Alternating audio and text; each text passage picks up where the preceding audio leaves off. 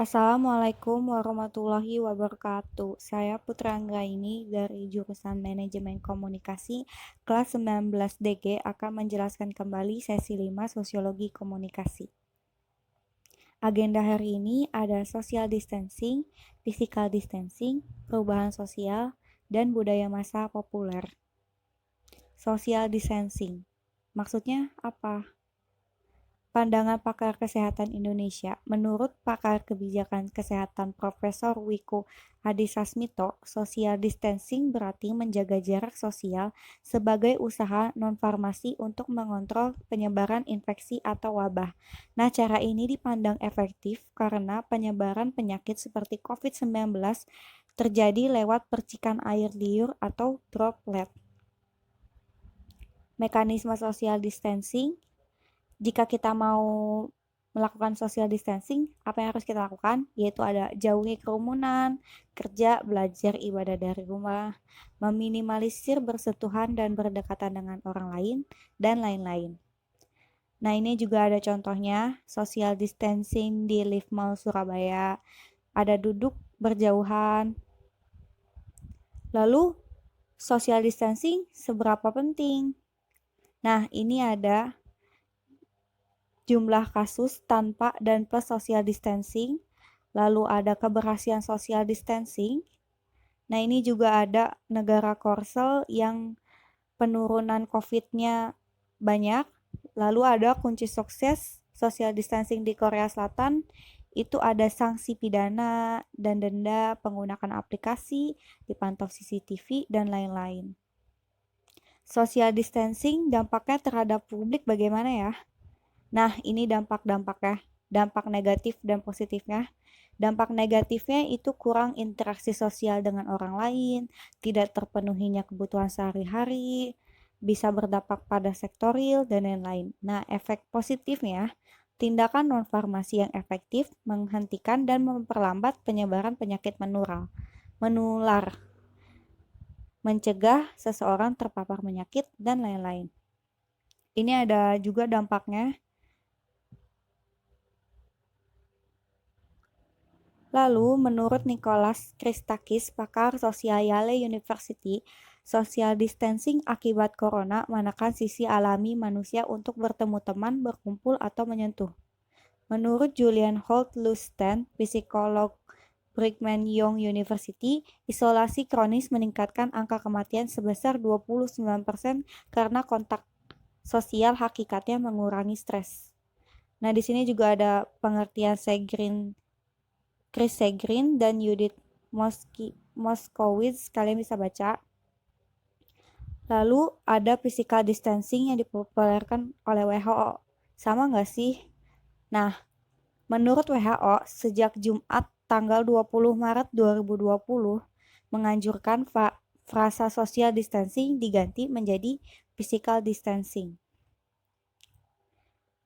Jamil Zaki, asisten Profesor Stanford University, berkata, social distancing adalah istilah yang salah. Kita harus anggap ini physical distancing untuk menekan kita tetap terhubung secara sosial bahkan saat terpisah. Maria van Kerkhoff juga berkata, menjaga jarak fisik bukan berarti kita memutus hubungan sosial dengan orang-orang yang kita cintai, dengan keluarga dan teman kita, melainkan menjaga jarak fisik agar penyakit tersebut tidak terus-menerus menular. Presiden Jokowi juga mengatakan, di negara kita yang paling pas adalah physical distancing atau menjaga jarak aman. Nah, kampanye pemerintah terkini yaitu adalah pembatasan sosial distancing menjadi pembatasan fisik atau physical distancing. Lockdown.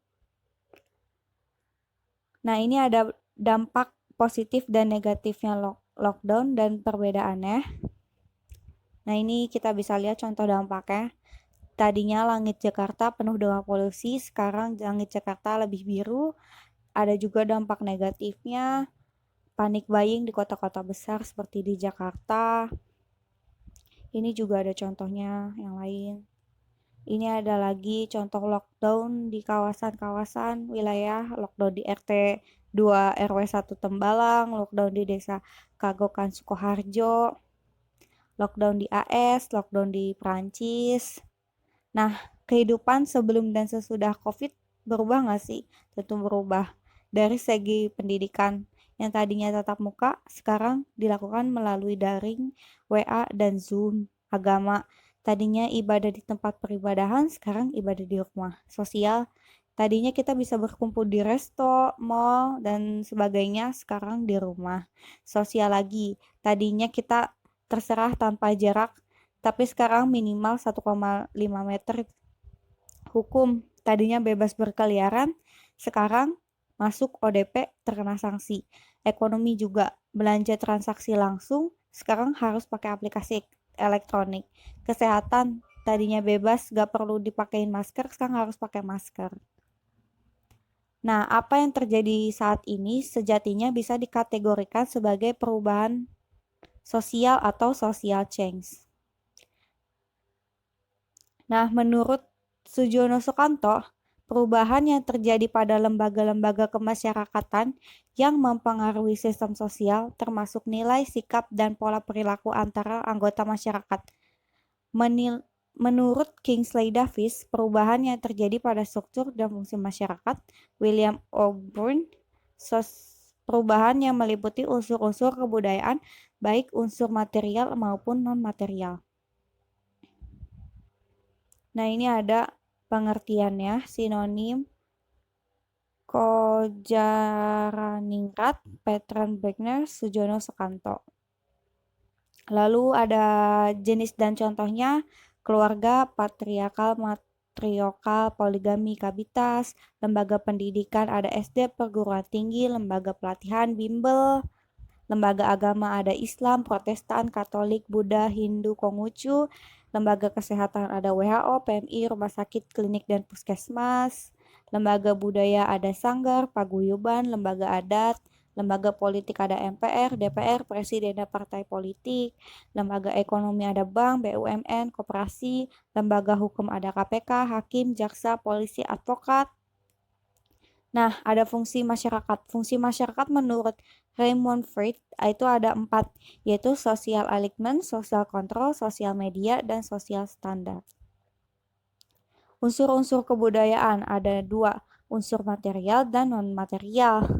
Contoh material ada teknologi, model, berpakaian, fashion, fotografi, dan segala bentuk perkakas yang terus berubah sesuai kebutuhan manusia. Ada non-material, contohnya kayak gagasan, ideologi, dan kepercayaan.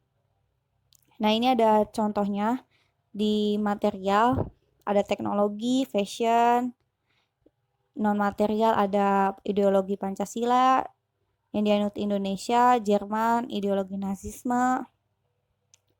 Lalu perubahan sosial itu menurut Profesor Burhan Bukmin terjadi dalam 6 fase, yaitu tahap primitif, argokultural, tradisional, transisi, modern, dan postmodern. Tahap 1, tahap primitif, itu ciri-cirinya terisolisir dan nomaden. Kelompok kecil 300 orang sepenuhnya bergantung pada alam. Tahap kedua, argokultural, cirinya populasi manusia mulai banyak, alam tak lagi mampu menopang, inisiatif bercocok tanam dan berternak masih berpindah-pindah, tapi masa tinggal relatif lebih lama. Lalu ada tradisional, cirinya menetap di tempat strategis seperti pinggir sungai, pantai, lereng bukit. Lalu ada transisi, contohnya desa sudah maju, hidup terisolasi nyaris tak ada, transportasinya juga lancar, meski masih terkendala, pinggir kota, hidup masih tradisional, tapi pola pikir dan sistem lama adopsi hal-hal baru dan inovatif. Lalu ada modern, masyarakatnya sudah kosmopolitan, relatif individual, junjung profesionalisme, dominan sekuler, kekerabatannya juga mulai ditinggalkan, contohnya Kota Bekasi. Lalu ada postmodern, masyarakat yang secara finansial, pengetahuan, relasi, dan segenap aspek kehidupan telah melampaui masyarakat modern. Contohnya Silicon Valley. Nah, segitu aja penjelasan materi sesi 5. Kurang lebihnya mohon maaf. Saya Putri Anggraini pamit undur diri. Wassalamualaikum